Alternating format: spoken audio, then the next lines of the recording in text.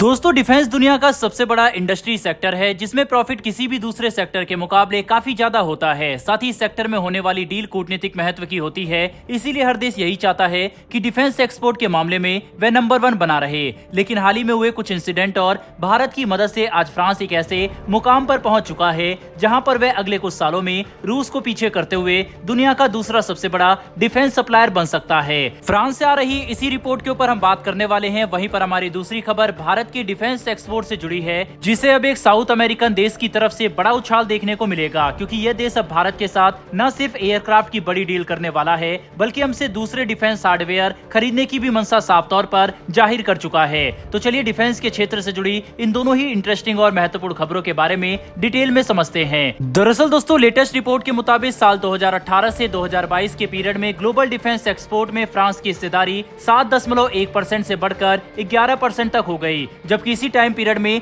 रूस की हिस्सेदारी 22% से घटकर मात्र 16% तक सीमित रह गई, जो दुनिया में चल रहे एक काफी बड़े ट्रेंड को साफ तौर पर दर्शाता है, जिसे समझने के लिए अब कई विशेषज्ञ इस बात का दावा कर रहे हैं कि आने वाले कुछ सालों में वैश्विक हथियार व्यापार के मामले में फ्रांस रूस को पछाड़कर दुनिया का दूसरा सबसे बड़ा देश बन जाएगा, जिसके पीछे एक नहीं बल्कि कई सारी वजह है जो कि इस बड़े बदलाव का कारण बन रही है। दरअसल सबसे पहले तो हम यहाँ पर भारत की भूमिका की बात करना चाहेंगे, क्योंकि बिना भारत का समर्थन मिले फ्रांस कभी भी वैश्विक हथियार व्यापार में इतना बड़ा प्लेयर नहीं बन सकता था। आपको जानकर हैरानी होगी कि राफेल फाइटर विमान तो साल 2002 में ही बनकर तैयार हो चुका था, लेकिन इसका पहला निर्यात ऑर्डर मिलने में इसे 13 साल का समय लग गया और वह ऑर्डर भी भारत और कतर की तरफ से ही आया था, जिसमें राफेल की किस्मत भारत के ऑर्डर ने बदली, क्योंकि जब दुनिया भर के देशों ने देखा कि भारत जिसके पास एक से बढ़कर एक रूसी लड़ाकू विमान का बड़ा और ताकतवर बेड़ा मौजूद है, फिर भी भारत चीन समेत पाकिस्तान जैसे परमाणु हथियारों वाले दुश्मन से लड़ने के लिए फ्रांस के राफेल का चुनाव कर रहा है।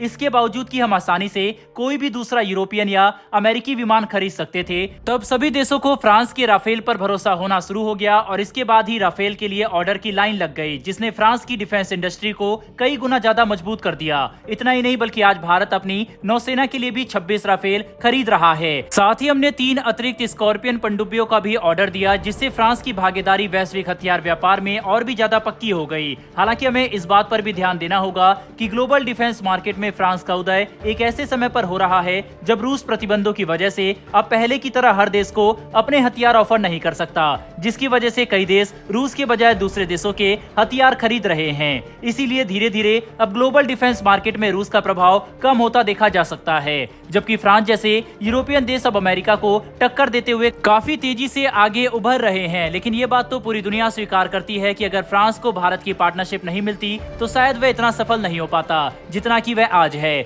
जो भारत और फ्रांस दोनों ही देशों के लिए काफी अच्छी बात है, क्योंकि फ्रांस के साथ मजबूत डिफेंस पार्टनरशिप का फायदा हमें डिफेंस सेक्टर में तो मिलेगा ही, साथ ही कूटनीतिक स्तर पर भी मिला। बहरहाल बढ़ते हमारी दूसरी खबर की तरफ। तो दोस्तों ये खबर भारत के डिफेंस एक्सपोर्ट से जुड़ी हुई है, जिसके तहत गुयाना अब भारत से 2 डॉर्नियर एयरक्राफ्ट खरीदना चाहता है और ये बात खुद गुयाना के राष्ट्रीय सुरक्षा सलाहकार ने कही, जिसे डिफेंस एक्सपोर्ट के क्षेत्र में भारत के लिए काफी अच्छी खबर माना जा रहा है, क्योंकि इससे साउथ अमेरिकन देशों में भारत का दबदबा और भी तेजी से बढ़ेगा। अच्छी बात तो यह है कि गुयाना के एनएसए ने ये बात अपने स्टेटमेंट में अभी ही कह दी कि वह सिर्फ इतने पर ही नहीं रुकने वाले, बल्कि आगे भारत से और भी कई डिफेंस हार्डवेयर खरीदने की मंशा रखते हैं। दोस्तों डिफेंस के क्षेत्र में भारत पिछले 5 से 6 सालों में काफी ज्यादा उभर कर सामने आता दिखाई पड़ रहा है, जिसके तहत कई देशों ने भारत से बड़ी संख्या में हथियार खरीदे, चाहे बात ब्रह्मोस मिसाइल की हो या पिनाका रॉकेट लॉन्चर और अलग अलग तरह के यूटिलिटी हेलीकॉप्टर की। हर क्षेत्र में भारत का दबदबा देखा जा सकता है, जो कि तेजी से आगे बढ़ता जा रहा है। इसे ध्यान में रखते हुए ये कहना गलत नहीं होगा कि अगर हमने साउथ अमेरिकन देशों के साथ कूटनीतिक स्तर पर अपनी इंगेजमेंट को बढ़ाया